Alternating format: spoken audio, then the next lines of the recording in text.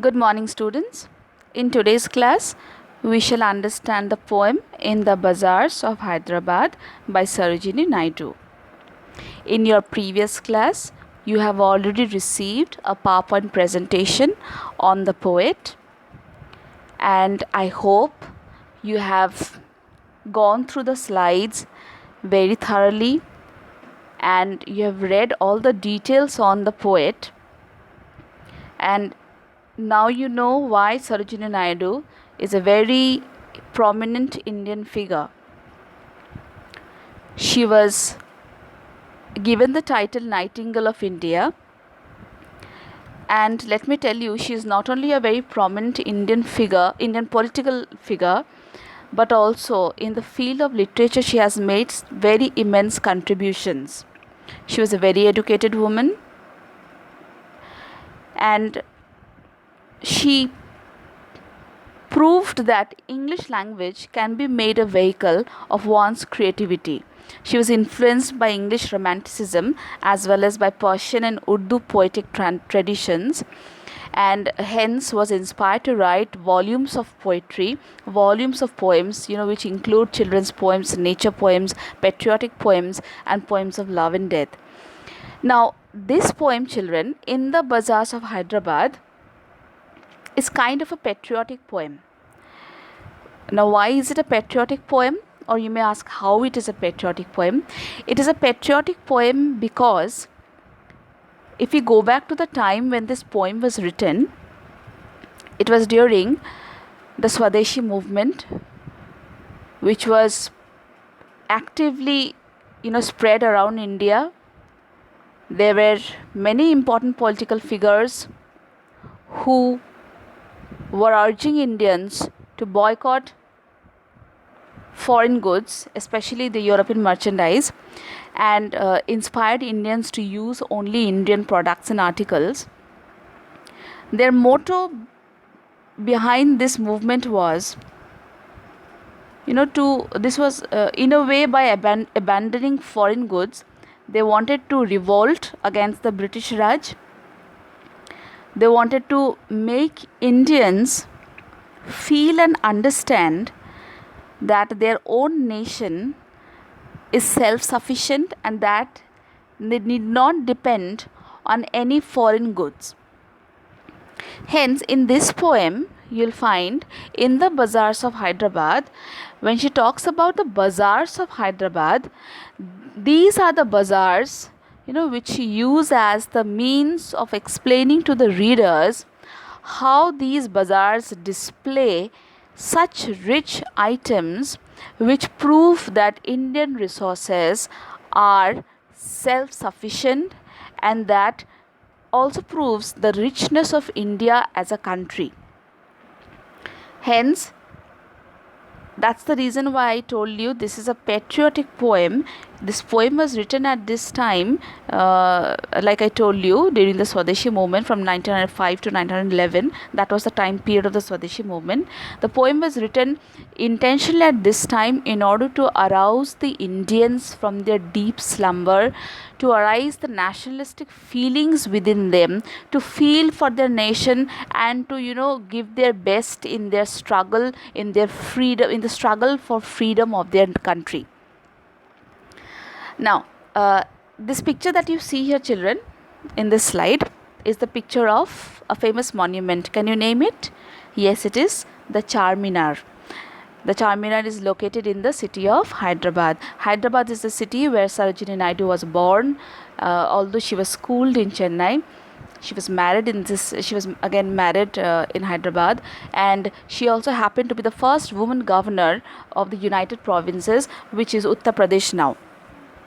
So she has chosen Hyderabad, the Bazaars of Hyderabad, as a setting of the poem. Now, let us begin with the poem. Two very striking things that you will find in every stanza of the poem is, the poem has got 5 stanzas with 6 lines each.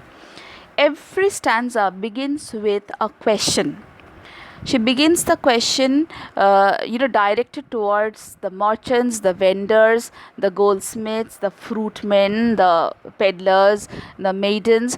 These are the people who are being actively found participating in the bazaar. They are the one who transact their items in the bazaar, and therefore Sarojini Naidu appears to ask questions to these people, and in reply these people actually tell them what are the things that they have brought here to be sold in the market. And by this, she holds to the readers, she holds before the readers all those rich items or resources that are found in India.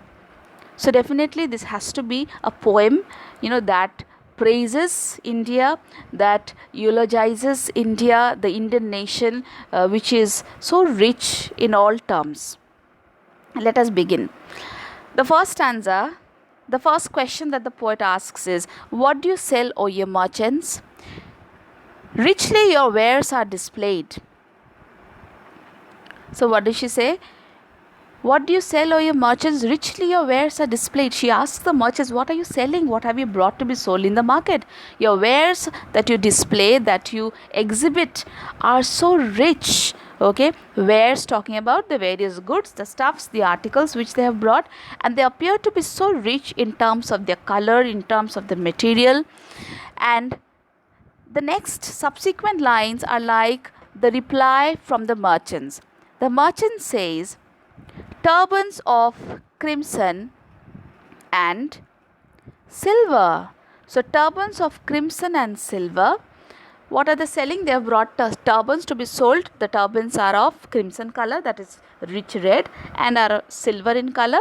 Now turbans, let me tell you, are a very important traditional wear, mostly worn by the men in the northern part of India. The western part also we can see men wearing these, but these are mostly worn by men in the northern part of India, and these are worn during important occasions, important family occasions, important social occasions. So they're selling these turbans which are of crimson and silver color. Look at the contrast of the color, children. Crimson and silver. Crimson is a rich color and silver is that shiny, silvery color which isn't very bright, but then there's this beautiful shine and the glitter in the color which makes it look so beautiful.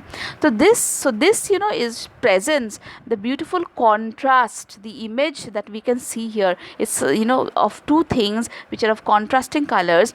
And let me tell you, this poem is very rich in imagery.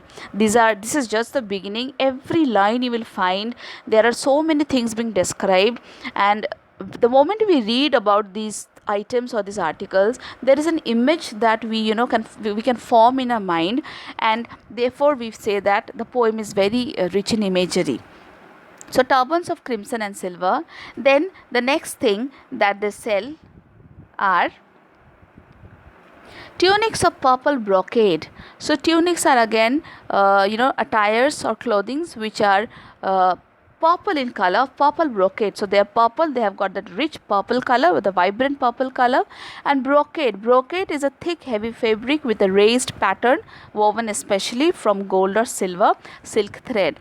These are actually cloths decorated with embroidered designs, needlework, various kind of lacery, and there are different kind of stitches here, and especially the stitches are with the help of with the use of silver and golden silk, which makes these appear look very rich.